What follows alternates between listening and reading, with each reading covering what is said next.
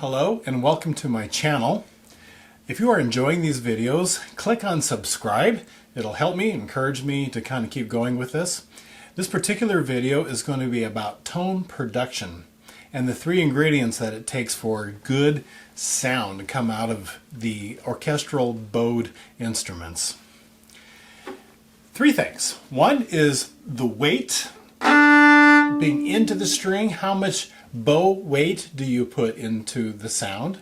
The other one is speed. How much bow you're actually using. I'll talk more about all of these, of course. And the other one is placement. Where am I actually putting the bow along the string? Okay, so these three things. I like to say it's a little bit like baking a cake. I've got ingredients for a cake. If I want it to be really chocolatey, I'm going to add a little bit more cocoa, right? If I want it to be a little bit more sweet, it's going to have a little bit more sugar, that kind of thing.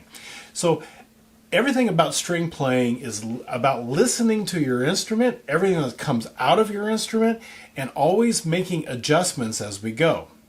If you hear a particular sound and you know that it's too much weight, you're going to get a crunch. And so you adjust by taking weight out of the bow. So always this idea of listening and being aware of what's happening. So here we go.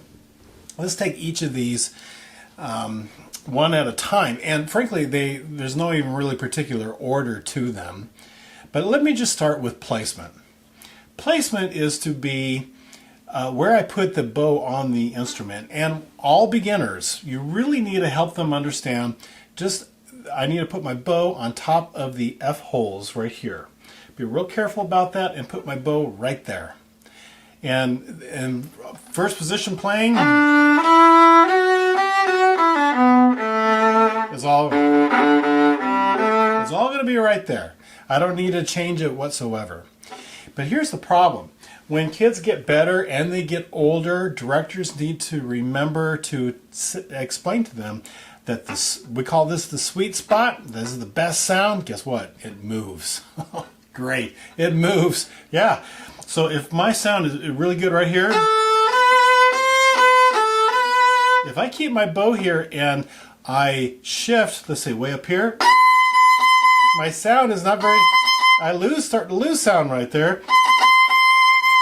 I got to pull actually to the bridge. It's really, really important. So the shorter the string, the more I move to the bridge. Bow placement.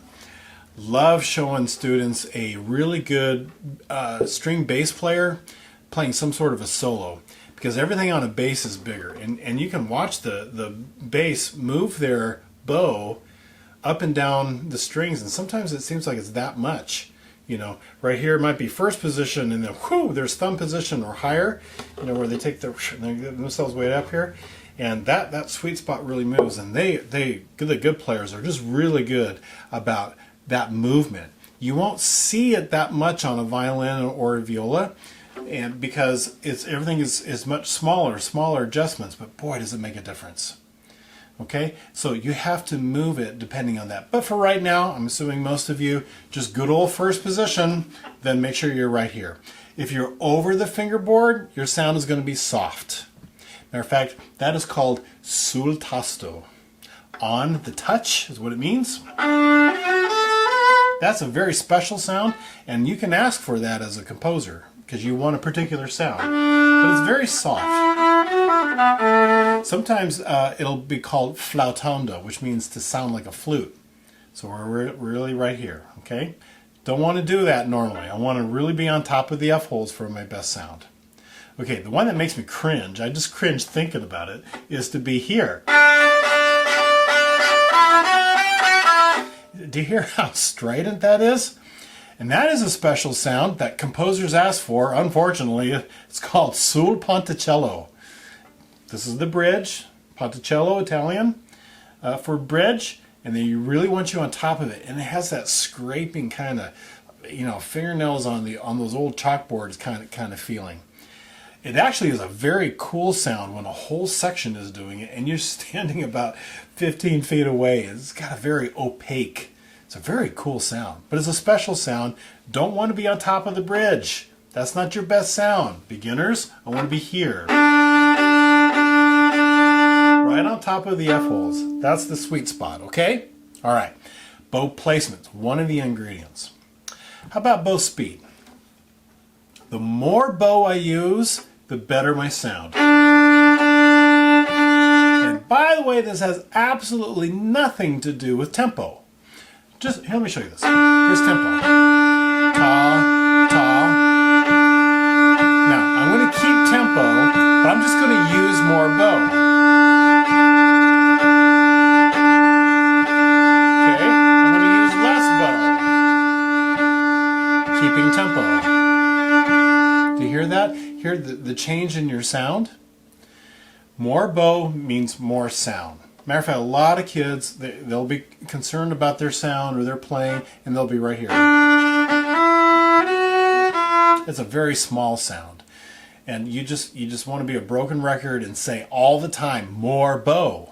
Will you please use more bow? You're not talking about playing faster, you're talking about doing more of it. Now, the obvious parallel to wind playing is more air. When kids, fill up half of a lung and try to blow on a tuba and get a decent sound, they sound very small, don't they?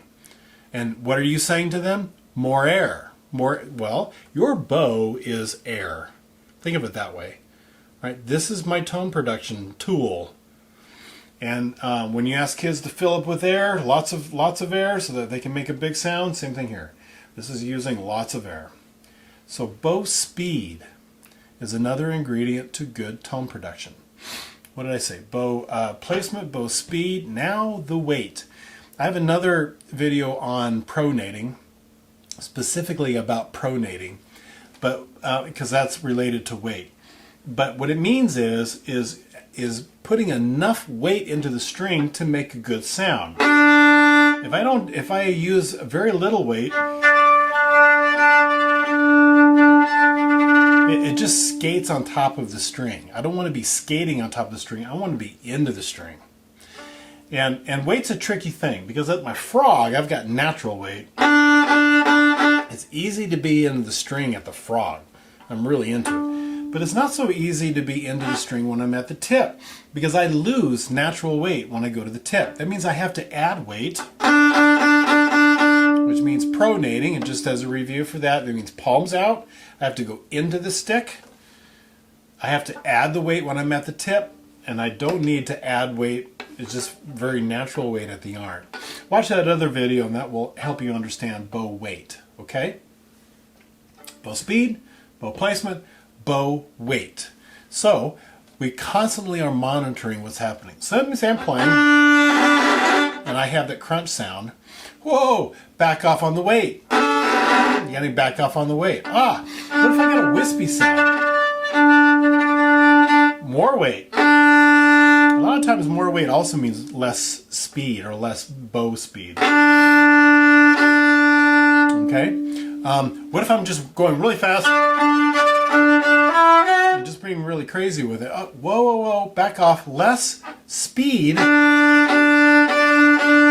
You'll get a better sound. And I've already demoed for you the...